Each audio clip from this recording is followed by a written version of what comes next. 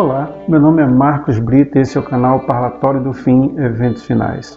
Nós estamos em mais um sábado, no dia 25 de junho de 2022 e 26 de Sivan de 5782 do calendário judaico, para aprender ou para estudarmos juntos mais uma paraxá, mais uma porção semanal da Torá, que são os 5 primeiros livros da Bíblia, ou seja, de Gênesis a Deuteronômio. A porção de hoje é Corá ou Corá. A pronúncia mais adequada seria essa, que quer dizer calvície. Mas de que calvície essa porção, essa paraxá está falando? De que calvície é? É da cabeça raspada, assim como a minha? Ou é alguma outra coisa que ela está querendo falar? Vamos então conhecer as páginas da Bíblia através do estudo da paraxá, da porção semanal Corá. Vamos lá.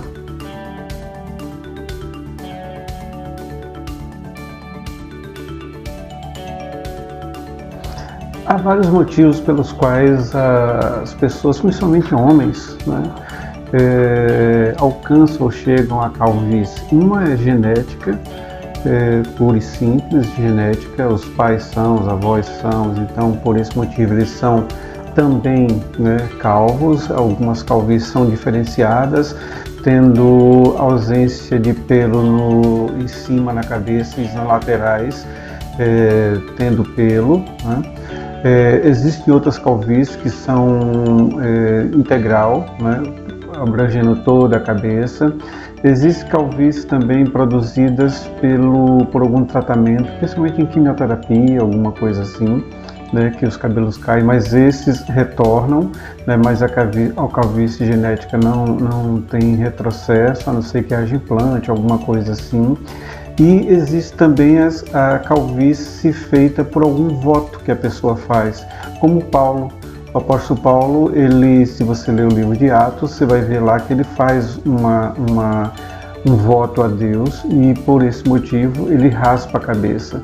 E foi o mesmo motivo pelo qual eu raspei minha cabeça. Eu tenho uma questão genética, que tem uma diminuição de cabelo no topo da cabeça, mas a minha maior incidência, a minha maior ausência de cabelo se deu por um voto que eu fiz a Deus. Isso tem uns 2 anos e 6 meses, 2 anos e 8 meses, por aí. E sempre que começa a nascer eu vou raspando, porque eu creio que Deus pode fazer alguma coisa. E voto é diferente de promessa, não é? Promessa é algo assim, se Deus fizer alguma coisa, você faz outra. E voto não. Você faz independente de Deus fazer ou não. Você apenas se coloca diante de Deus como servo de Deus, como humilde de Deus, pedindo a Ele a sua graça e sua vontade. E se essa vontade for oposto do que você quer, do que você deseja, mesmo assim você louvará, exaltará, bendirá o nome do Senhor. Então a minha calvície, ela é proveniente de um voto. Assim como o apóstolo Paulo fez, eu também pratico isso sempre que posso e que sinto no meu coração paz, para tal, e porque eu tenho um respaldo na Bíblia quanto a isso. Mas a calvície que trata a paraxá de hoje é diferente de todas essas calvícies. Apesar de Corá, é uma pessoa, um homem, ser calvo, ter sido calvo, a calvície a qual a paraxá se retrata é uma calvície diferente, não a calvície da cabeça de Corá, mas uma calvície vinda de rebelião. Como assim? No vídeo passado, eu falei sobre o talit, que é aquele manto que os judeus cobrem a cabeça quando estão orando, e ficam se balançando. Também foi falado nos vídeos anteriores que o balançar é como a chama de uma vela, que que ascende para o alto. Então, o que ele está dizendo ali nas suas orações é que ele está ascendendo para o alto. Inclusive, quando eles vão até dar uma entrevista, ou fazer ou conversar em uma mesa sentado, eles estão sempre assim, porque eles entendem que como a vela busca a superfície ou o plano superior, que em todo momento nós devemos buscar o plano superior. Então é uma alusão, é uma figura de estar ascendendo, mesmo que esteja apenas batendo um papo em um almoço ou qualquer coisa assim, não é? A mesma coisa diz respeito àquele manto também tem um significado.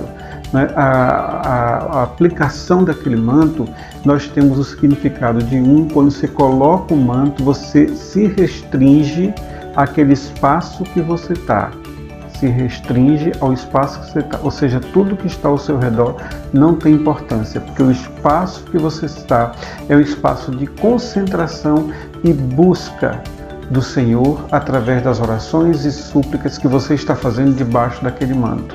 Né? Uma coisa que eu falei também no vídeo anterior, não há problema nenhum em você que não é judeu usar aquele manto, porque é o significado que interessa. Tanto é que quando você vai a Israel, quando você vai em uma loja que é cachê, é uma loja que vende artigos judaicos que são feitos com uma certa liturgia, com certo preparo, para que seja algo separado, que as mãos que faz aquele talite, ele não faz outra coisa a não ser o talite, ou seja, são mãos dedicadas a fazer, a produzir o talite. Cachê quer dizer separado, assim como comida, né? Eles comem uma comida cachê, que quer dizer uma comida separada. Eles não comem leite com carne, né? E algumas outras coisas. Eles não comem alguns frutos do mar, né? Eles comem peixe, mas não comem outras coisas.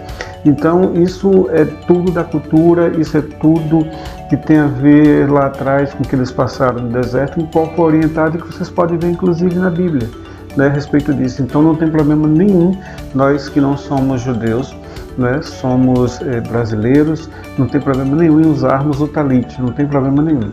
E uma outra situação que o talite tem significado é quanto à sua cobertura. Quando eu coloco o talite, quando o judeu coloca o talite, quando um judeu messiânico coloca o talite, quando a pessoa coloca o talite nas suas orações, ele está dizendo não apenas que ele está restrito ao mundo da oração que ele está fazendo e que Deus é a única intenção dele naquele momento, mas também que existe uma cobertura sobre ele, existe uma autoridade sobre ele, que é o próprio Senhor, o eterno nosso Deus, abençoado seja o teu santo nome, enquanto ele está orando. Ou seja, ele está orando porque ele acredita que existe uma pessoa, existe um Deus acima dele, que é a sua cobertura. Né? Então essas duas situações, a Parashá Korá vai por aí. Quando Moisés sai do Egito, Deus através de Moisés faz milagres e maravilhas. Foram 10 eventos diretos de Deus, ações diretas de Deus contra o Egito em favor do povo que estava escravizado.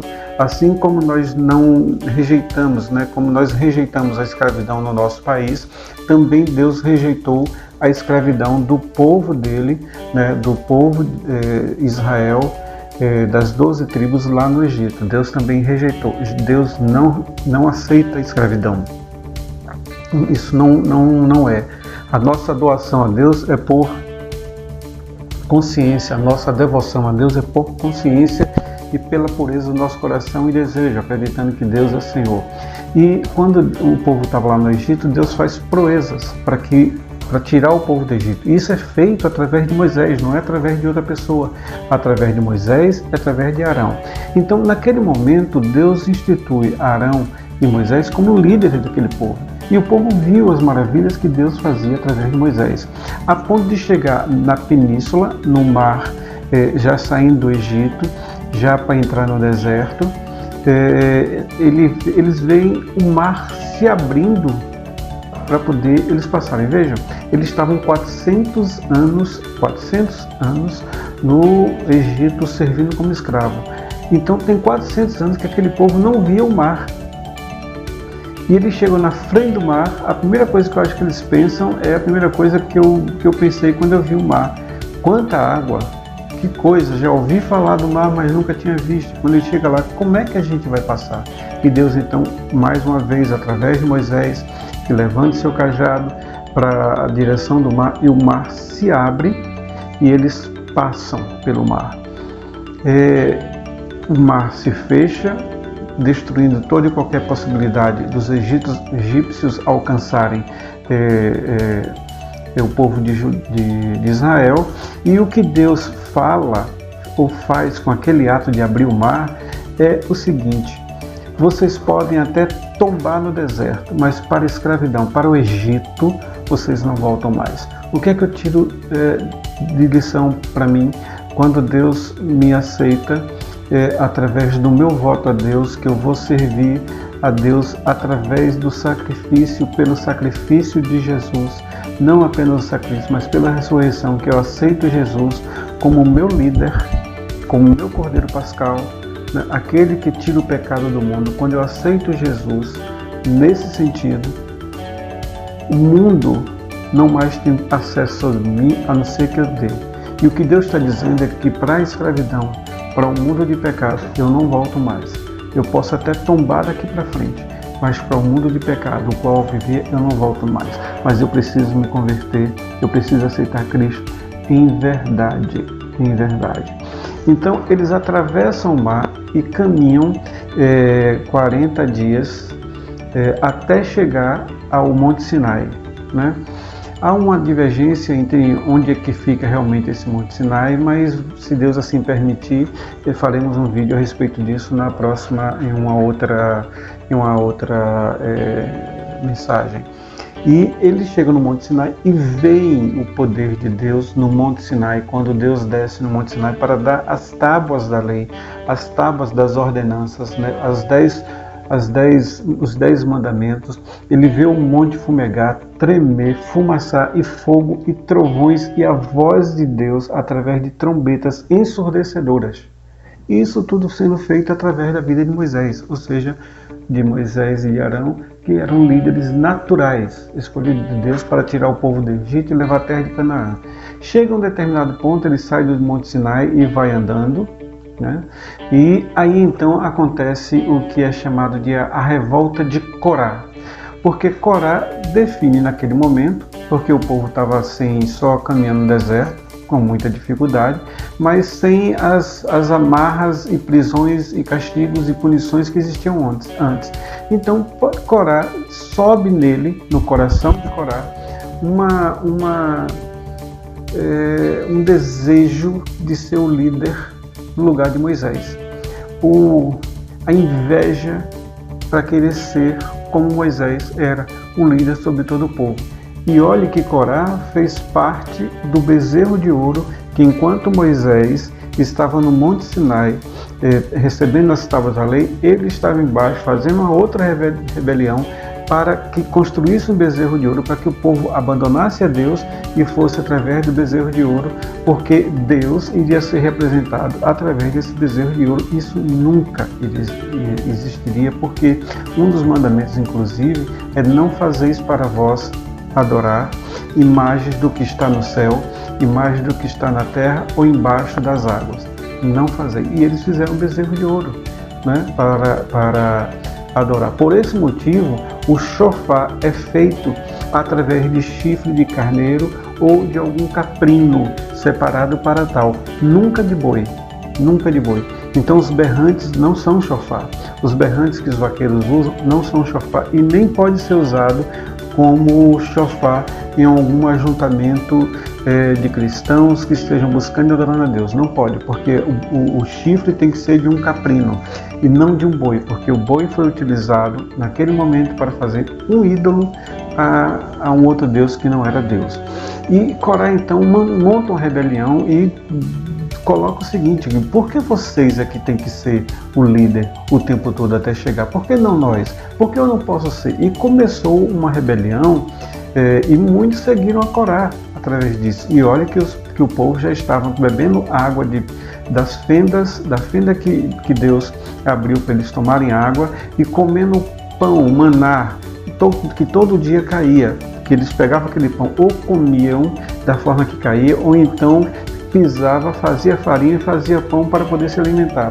E ainda tinham sido servidos de carne através de cordonizes que são codornas um pouco maiores, que Deus enviou para eles comerem carne, né? Então você vê a quantidade de milagres que Deus estava fazendo através de Moisés e de Arão, e eles ainda queriam fazer uma rebelião para destruir a liderança de Moisés e Arão e se colocarem como líderes. Uma coisa que eu tiro é a respeito disso. Todo mundo que de alguma forma fala mal de um líder que está em cima, né? Vamos ver isso na política, e termina maldizendo e querendo tomar de qualquer jeito. Veja os intentos, que provavelmente são maus intentos. Veja os intentos do coração de quem quer ser líder à força e não pelo fluxo normal da liderança. Porque vocês vão ver mais tarde, quando Moisés sobe no Monte Nebo para poder morrer, ele entrega de bom grado a liderança a Josué, que foi fiel a ele o tempo todo, que cooperou com ele, que tinha a mesma visão, e nós vimos isso na lição passada. Temos que ter a mesma visão do líder que Deus instituiu. Não que o homem se instituiu como líder, mas que Deus instituiu como líder sobre o povo. Então, temos que ter a mesma visão, temos que andar na mesma direção. Isso é um fato. E Corá não tinha essa mentalidade. O que ele queria era realmente tomar o lugar de Moisés através de uma rebelião. Isso não é certo. E isso foi punido. Porque eles não estavam contra Deus. Ou eles não estavam contra Moisés e Arão. Eles estavam contra Deus. Porque se Deus institui Moisés e Arão como líder, e se eles são contra Moisés e Arão, eles estão sendo contra o próprio Deus que instituiu Moisés e Arão. E isso teve punição. A Bíblia relata que a terra se abriu, né? Houve um terremoto, a terra se abriu e engoliu todos eles. E isso foi um evento que chocou todo mundo ao ver aquilo acontecer, né? Deus não estava empurrando goela abaixo Moisés e Arão. Deus estava mostrando ao povo que rebelião não é a forma certa. Eles poderiam até pedir a Moisés que orasse a Deus para ver se Moisés não queria passar o cajado, tendo em vista que Moisés já estava há 80 anos, né, de idade, e já estava mais de 80 anos de idade, e poderia estar cansado, ou fazer alguma outra coisa, como Deus realmente fez, que instituiu 70 homens para ajudar Moisés a liderar, e depois Jetro chega e divide, faz uma nova divisão, como se fosse o que nós chamamos hoje de organograma, né? Então Moisés passava as ordens para 10 pessoas, 10 líderes, 12 líderes. Desses 12 líderes passava para os 12, para 10 abaixo, montando um organograma de poder, né, de delegação. E quem estava embaixo ia passando as suas necessidades para os líderes de cima até chegar a Moisés, de maneira que Moisés resolvia somente 10 situações ao invés de 2.500.000 homens, fora mulheres e crianças, né? Então Deus poderia fazer alguma coisa, bastava lhe orar, né, e colocar isso para Deus, mas eles preferiram fazer uma revolta contra e tentar derrubar a liderança de Moisés. Fazendo isso, houve esse problema, essa questão da terra se abrir e engolir todos eles, né? E Moisés, então, aí é que eu vejo a humildade de Moisés, algo tremendo. E mais do que a humildade de Moisés, a humildade de Deus, nos mostrando como é bom ser humilde e que vale a pena ser humilde, porque Ele é humilde. Então Deus faz uma prova para que Moisés diga ao povo para que ele venha a ser provado quanto Deus está com ele ou não. Então o que foi feito? As 12 tribos, tá? Cada tribo tem um príncipe, ou seja, o líder daquela tribo, e esse príncipe ia pegar o seu cajado, né? O cajado tem algumas ações, não só de líder, né, de uma tribo, de uma família, mas também a questão de defender, era utilizado como arma, né? Era utilizado como arma. Então, Moisés falou com o povo que os príncipes trouxessem seus cajados, inclusive a tribo de Levi, que Arão era oriundo, né? E esses cajados iam ficar lá na tenda da congregação, ou seja, no tabernáculo, né? No tabernáculo.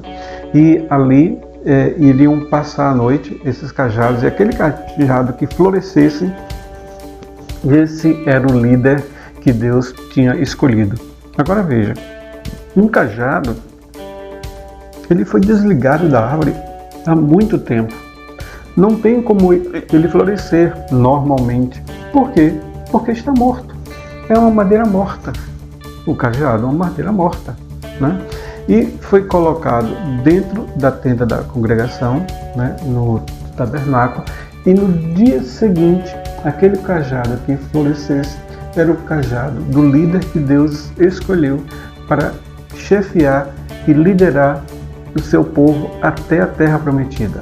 No dia seguinte, quando eles vão ver o cajado e trazem o cajado, porque os cajados foram marcados, né, com a identificação de cada um deles, de cada uma das tribos, foram marcados, e o cajado que veio com um ramo, né, ligado a ele, foi o cajado da tribo de Levi, dizendo com isso que Deus tinha escolhido a tribo de Levi para servi-lo, e Arão e Moisés como líder, e Arão como sumo sacerdote da tribo de Israel, das tribos de Israel, das 12 tribos de Israel.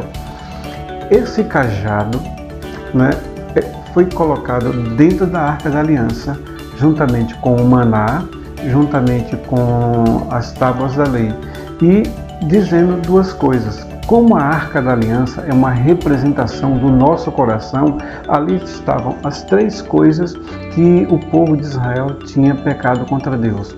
O maná, porque o povo não acreditava que Deus iria supri-los em suas necessidades. Temos e precisamos acreditar que Deus vai nos suprir em nossas necessidades. A Torá, ou os 10 mandamentos, né? Porque o povo rejeitou as leis de Deus. Temos que aceitar as leis de Deus e buscar cumpri-las. Mas eu não cumpro hoje em dia todas. A palavra diz, o apóstolo Paulo diz, que nós iremos cumprir, que Deus vai cumprir através de Jesus em nós tudo aquilo que Ele prometeu até o dia de Cristo, ou seja, até o dia do arrebatamento, que é o dia de Cristo, nós estaremos homens e mulheres conforme o coração de Deus. Naquele dia nós receberemos um corpo incorruptível e ascenderemos em arrebatamento para morar eternamente com Deus. Mas esse morar eternamente com Deus não é necessariamente no céu. Em outro momento a gente fala sobre isso. Mas a questão é que a lei ali dentro da arca estava dizendo para o povo que no coração deles havia a dúvida que Deus iria suprir, que a rejeição da lei de Deus e a rejeição da autoridade de Deus através do cajado que florescera.